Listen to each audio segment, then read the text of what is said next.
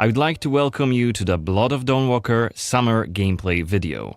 Our game is a story-driven, open-world dark fantasy RPG set in medieval Europe. The game is currently in pre-beta stage, and what we are going to show you is just a part of one of the mid-game quests. It's a really cool story involving legendary swords and a haunted almshouse, but today we'll focus on showcasing our gameplay systems. We're starting on the outskirts of Svartrau, the game's largest city and the capital of Vale Sangora. From here, we could head anywhere the eye can see, explore ancient ruins or sabotage vampire blood transports. But it's not just about where or when you go. It's also about how you approach the main quest and shape the story, making each playthrough uniquely your own. For now, we're following the road. Coen is on his way to the city's cathedral, chasing leads about a powerful weapon said to be hidden in its crypts.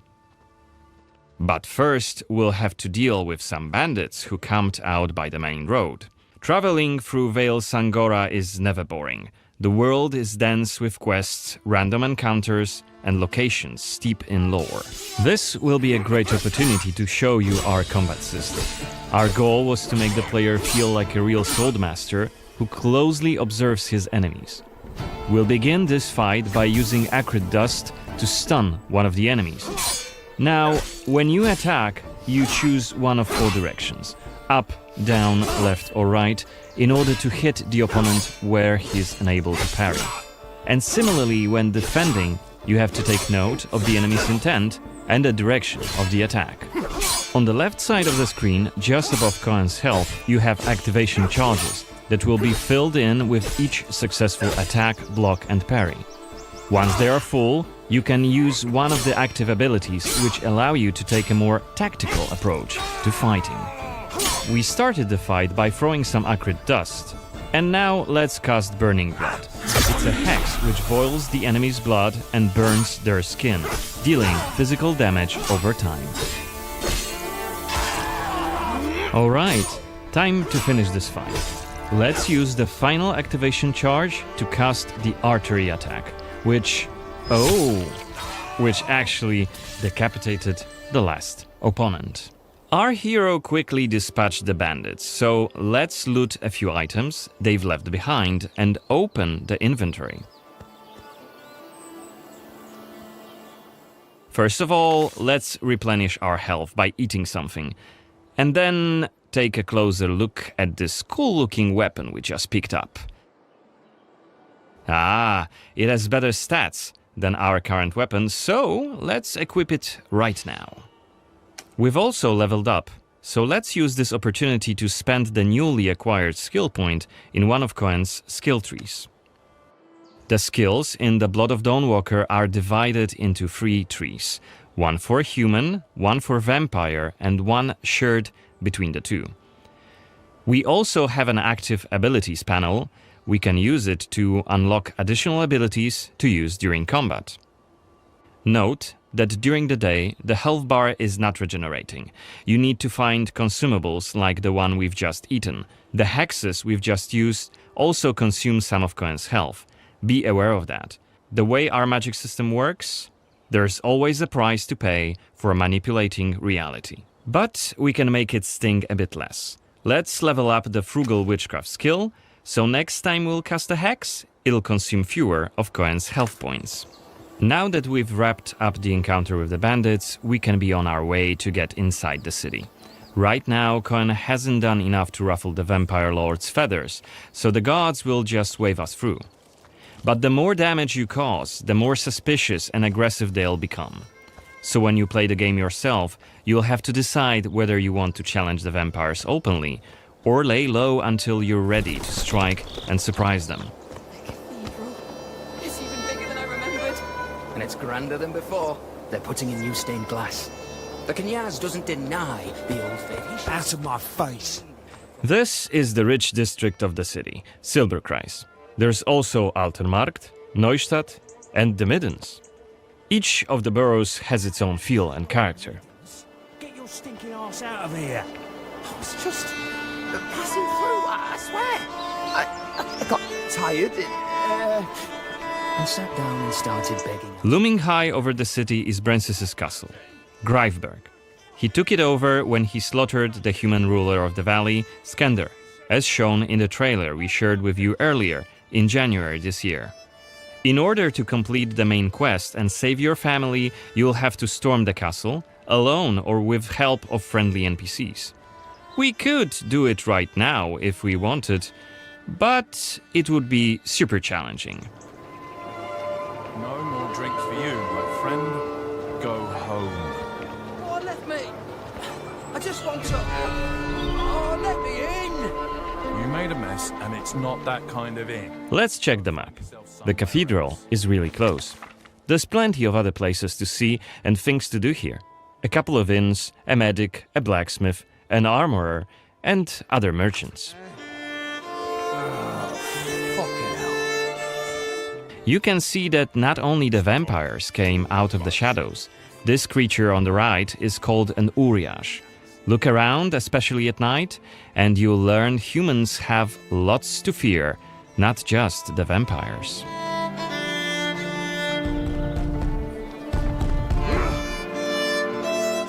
And here we can see guards pounding on some poor guy's doors. What is it about? You've been disrespecting the Yaz, singing songs that mocked him and the faith. Who told you this nonsense? Was it Livia? It's just one of many different community scenes we're implementing in the game. Watch them closely when you play, as they might point you to new quests and hidden treasures, or signal changes in the game's world. Once again, I humbly beg of thee.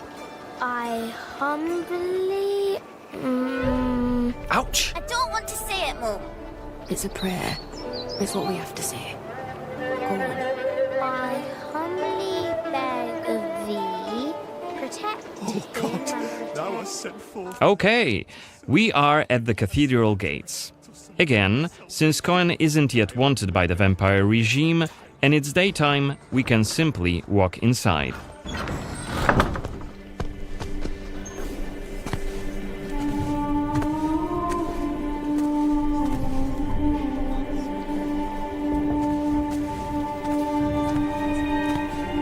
The baptism of a newborn is a solemn moment, doubly so. A new life joins our flock, bringing happiness to its parents and to the congregation. Natus ex sanguine est, alitur sanguine, et in sanguine morietur. Ego te baptizo in nomine Dei. Amen.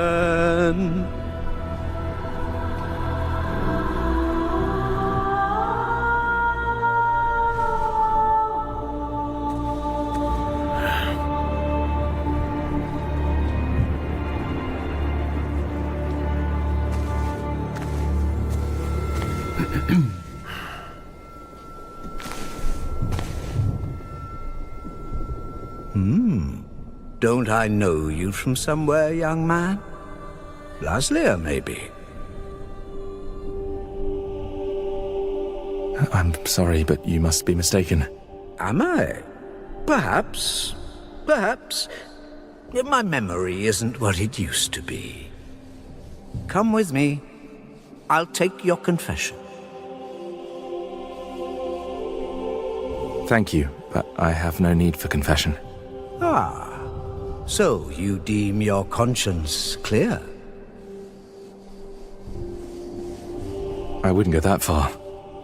But I'm sure you're a busy man, Father. So while I appreciate the offer, I feel that my soul shouldn't be your priority. I won't press the matter. You are quite correct. I have many other duties to attend to. But please remember that in order to be saved, we all need to repent. Myself included. I hope we can speak again soon. Good day to you, Coen.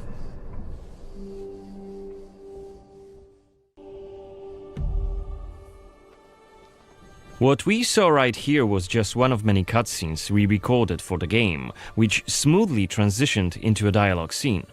We use cutscenes to highlight key scenes or showcase interesting bits of lore. Like this blood baptism. Creepy, isn't it? The core feature of the Blood of Dawnwalker is the dual gameplay loop.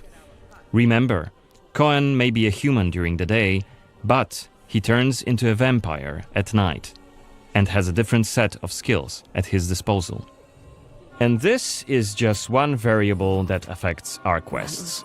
Depending on when you tackle a particular quest, what choices you've made earlier, whom you befriended, or whom you've angered, your gameplay and story experience will be very, very different. So each quest is a complex structure with multiple possible paths leading to the end goal.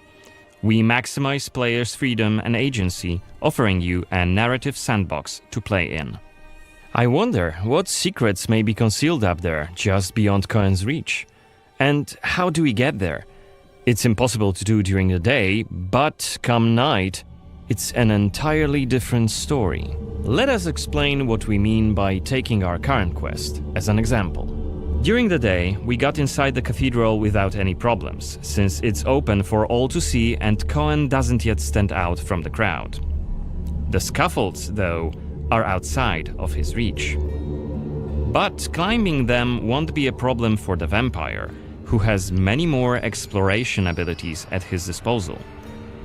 Bear in mind, Coen has not completed the quest yet. What's more, there are still a few clues to be found in order to solve this story. It's worth mentioning that narrative sandbox also means that we may completely abandon this quest and follow a different path to defeat Brensis. For today, we're focusing on the gameplay part, so let's see how we could tackle this particular quest during the night. We're starting right after dusk, as a vampire, on the rooftops of Svatro. Right now, we have 22 days left to complete this goal. This counter is always displayed and you'll be warned each time it's pushed forward. So you have to be aware of the time, and it's more of a resource you'll be spending than a racing clock. As a vampire, you'll see and experience the world from a different perspective. You can travel quickly and easily access places beyond the reach of regular humans. Let us show you what we mean. This is Shadow Step, a unique vampiric ability allowing Coen to jump to almost any place within his reach. Now let's take a good look around using the focus mode. This ability highlights objects of interest and loot. And there is something right here.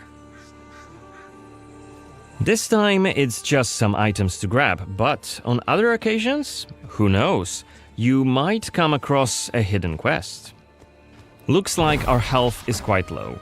This is because, as a vampire, your health bar also represents your hunger level, and you start each night thirsting for blood. Remember, you have to quench this appetite in order to make full use of your vampire abilities, and rein in your monstrous nature around NPCs.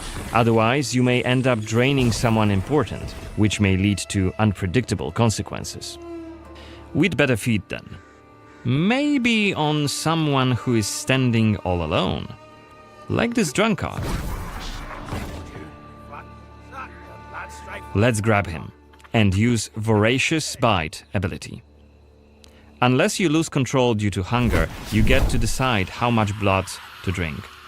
You can drain just a bit and knock your victim unconscious, or go all the way and kill them. And if you're adamant you don't want to hurt innocent humans, you can drink from animals and some other creatures. Finally, we are at the cathedral, but it seems to be closed for the night, and the entrance gate is well guarded. Let's find another way in.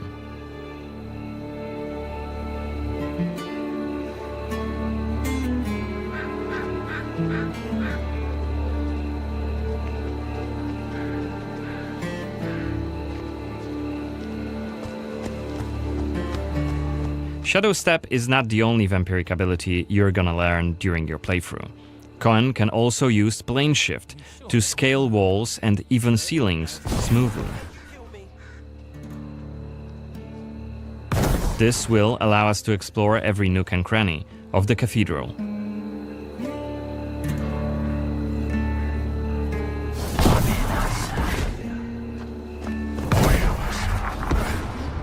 Blood to blood. Better be quiet. You shall become Kenya's prince. Is that Voyeurs Xanthi? What the hell is she doing here? What is she doing? Is that a ritual for the blood gods? You shall want for nothing. They're covering up the old paintings. Only Why? duty shall remain. One of the workers must have left it.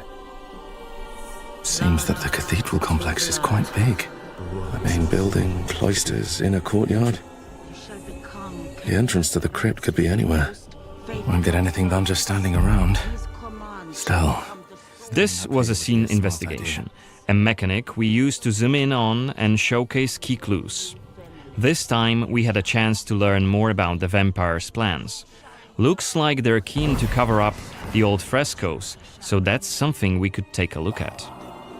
This way we could learn more about the cathedral's past. Blood to blood. Looks like we aren't alone here. Underneath us there's a group of blood guards, soldiers hooked up on vampire blood, which makes them stronger. And one of Brances's vampire allies. It's Xanthi, the oldest vampire in Vale Sangora, and quite a powerful lady. Let's descend and check what's going on.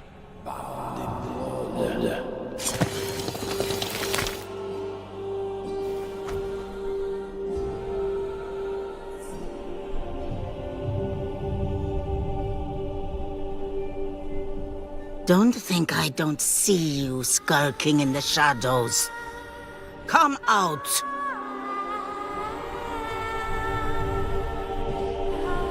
You're interfering with my task. Who are you? It doesn't matter. Very well. I don't have time for interruptions. Let us dispose of him. Quickly!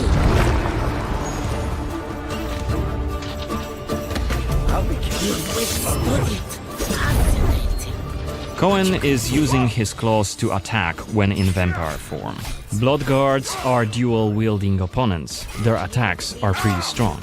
Of course, even when fighting with claws, combat is still directional. Don't worry, Coen can still use his sword as a vampire.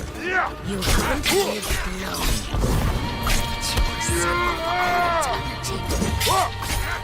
Only after defeating all three of the blood guards, Xanthi deems Coen worthy of a challenge, and she descends to face him.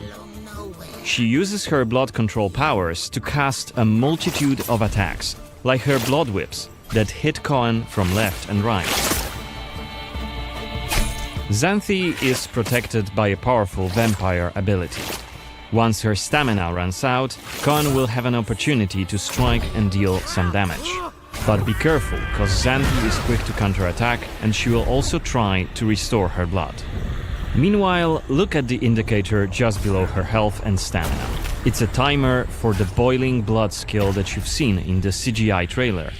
So, if we don't hurry, the timer goes down to 0 and Coen will eventually explode. And we're dead.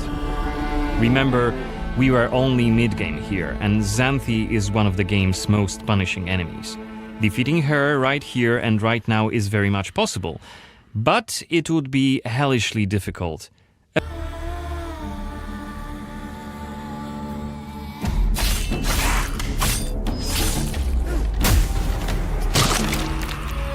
Monsters have always been here. Watching from the shadows. And when we were at our weakest, they came out into the light.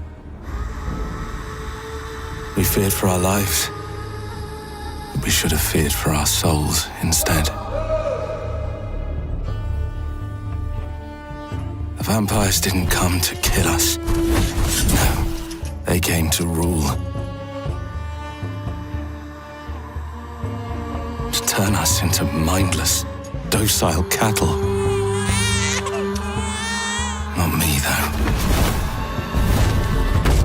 They tried to change me into one of them. But I became something else instead.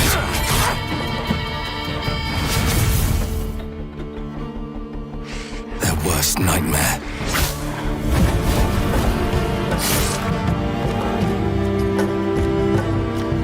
A Dawnwalker. Trapped between the two worlds. Fighting to even the score.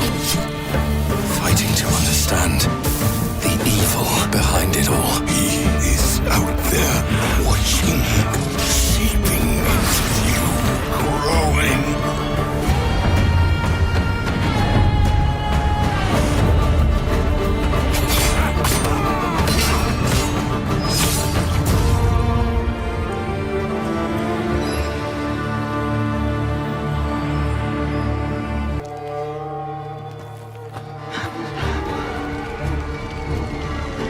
Must be here somewhere.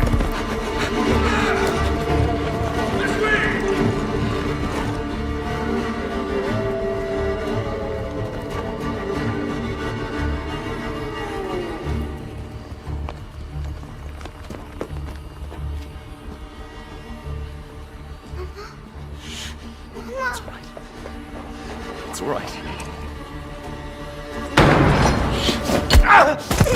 Lunka! Don't hurt her!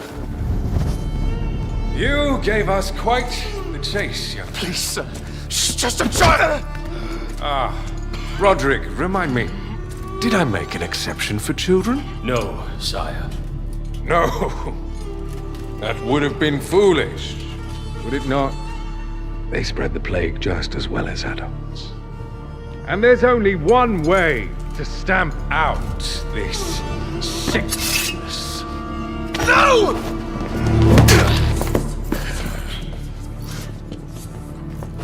Not just a runner, but a fighter, too. Had we met under a different moon, things might have ended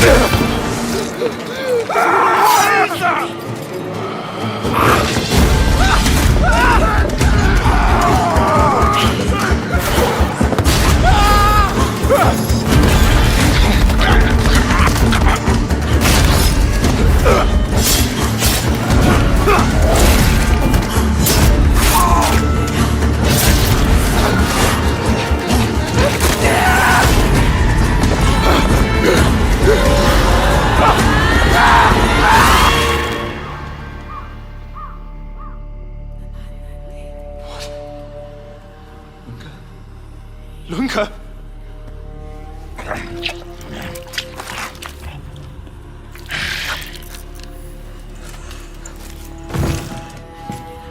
My sister.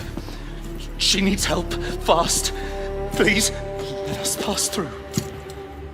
I beg of you. Please. Please.